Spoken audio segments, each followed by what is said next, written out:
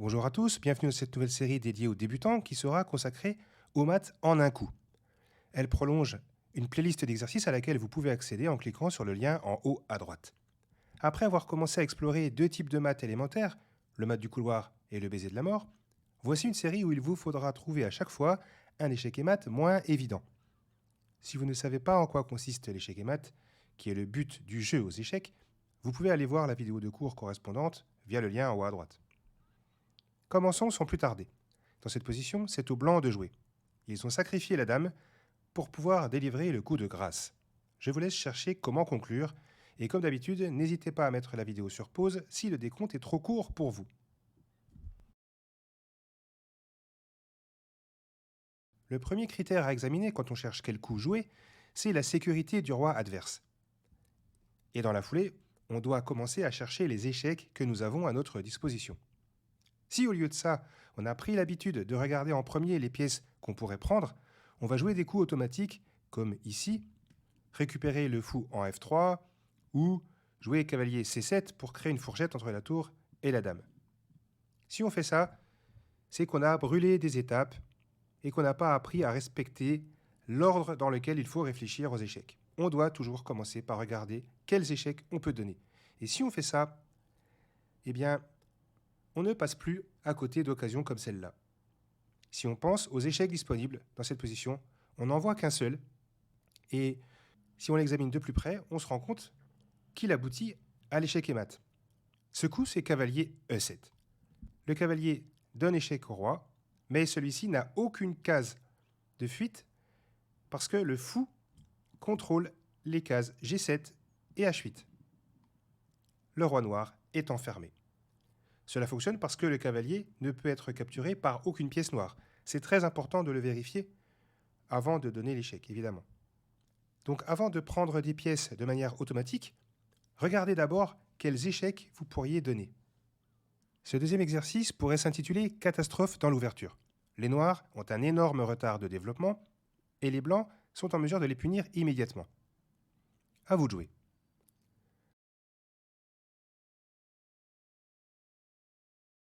Dans l'ouverture, le talon d'Achille de la position, c'est toujours F7 ou F2 si on se positionne du côté des blancs.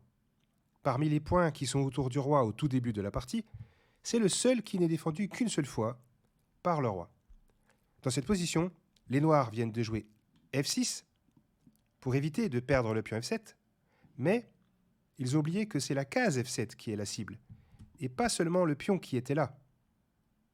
Comme les blancs attaquent la case avec le fou, mais aussi avec le cavalier, cela veut dire qu'ils peuvent jouer sans crainte fou F7 parce que le fou ne peut pas être pris étant donné qu'il est protégé par le cavalier. Le roi n'a donc pas le droit de se mettre lui-même en échec. Et c'est échec et mat, puisque le roi n'a aucune case de fuite. Évidemment, aucune autre pièce ne peut prendre le fou.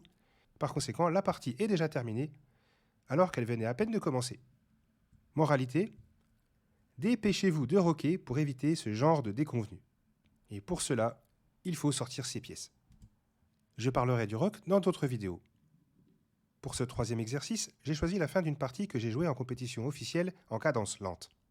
Il est très rare que l'échec et mat apparaissent sur l'échiquier dans ce genre de partie, car le camp perdant abandonne avant en général. Ici, alors que nous n'avions presque plus de temps à la pendule, j'ai surpris mon adversaire avec les noirs par un mat en un coup atypique. Je vous laisse chercher lequel.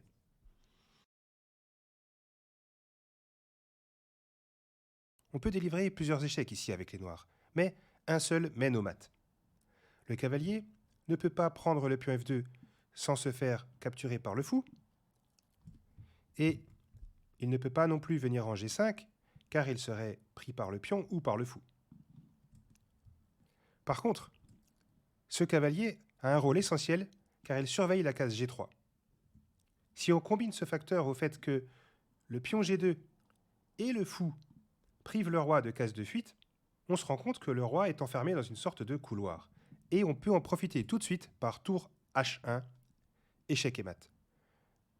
Ce mat a été un choc pour mon adversaire et ça a mis un terme à plein de rebondissements dans la partie. Si vous mettez en application la méthode de réflexion que je vous conseille depuis le début, vous n'aurez aucune difficulté à trouver ce dernier exercice de la série. À vous de jouer et de délivrer un échec et mat avec les noirs.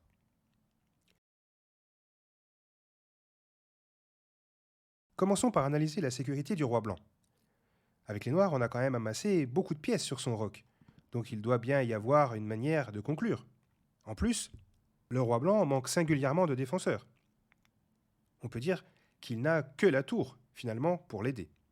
Le plus grave pour lui, c'est qu'il n'a aucune case de fuite. La case G2 est contrôlée par le fou, et la case G1 est surveillée par le fou B6. C'est peut-être ce détail qui vous a échappé parce que le fou est assez loin du théâtre des opérations. Pensez bien à toujours garder une vision d'ensemble de l'échiquier, en plus de fixer votre regard sur un coin de l'échiquier. En fait, il faut faire un petit peu un va-et-vient entre une vue ciblée sur le secteur de l'échiquier qui vous intéresse, ici le roc des Blancs, et l'ensemble de l'échiquier pour n'oublier aucune pièce qui pourrait participer de loin à l'attaque.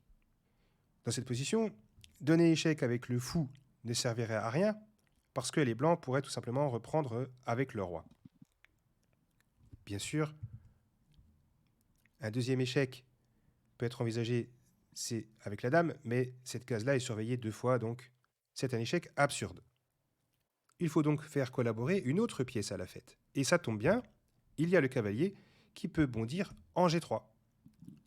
Le cavalier collabore à merveille avec les deux fous puisqu'il délivre un échec au roi, alors que les deux fous contrôlent respectivement la case G2 et la case G1. Le roi est enfermé étant donné que le cavalier ne peut être pris par personne.